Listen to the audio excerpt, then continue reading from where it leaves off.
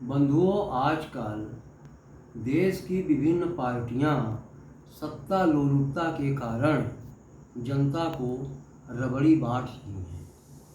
वो प्रदेश का बजट नहीं देखती हैं कि प्रदेश की वित्तीय पोजीशन क्या है और रबड़ी बांट देते हैं।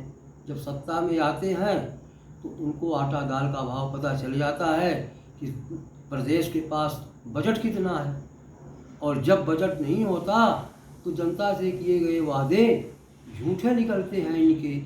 और अब तो हद हो गई, हिमाचल प्रदेश की सुक्खू सरकार ने टॉयलेट पर भी टैक्स लगाना शुरू कर दिया है।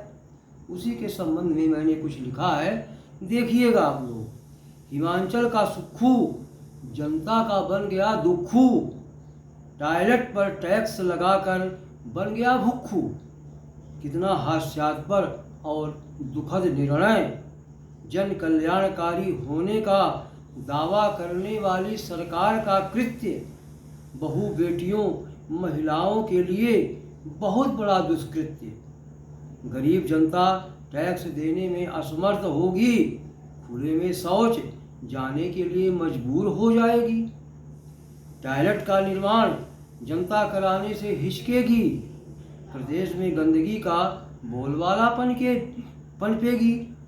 राहुल गांधी की खटाखट वाली नीति कहाँ गई?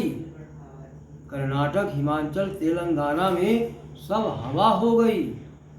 जनता झूठे वायदे में फंसकर ठग गई। भारत का स्वच्छता मिशन हो गया हवा हवाई। विपक्ष जीएसटी को कहता गब्बर टैक्स। अब टॉयलेट टैक्स का क्या होगा फैक्स? विपक्ष सत्ता के लिए झूठे वायदे कर जनता को भरमाता।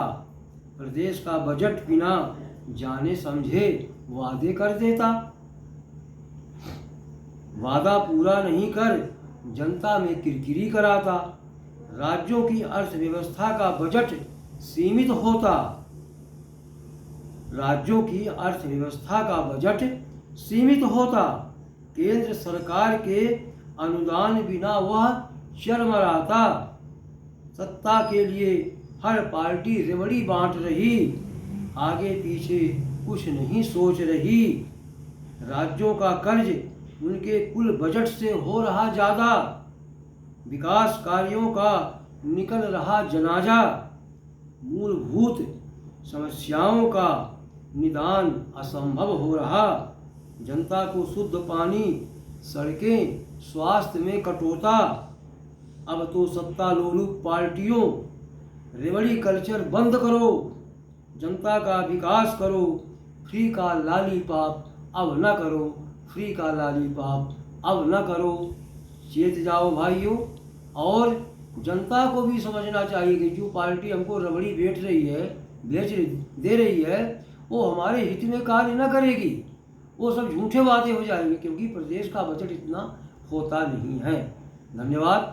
जय हिंद, जय भारत।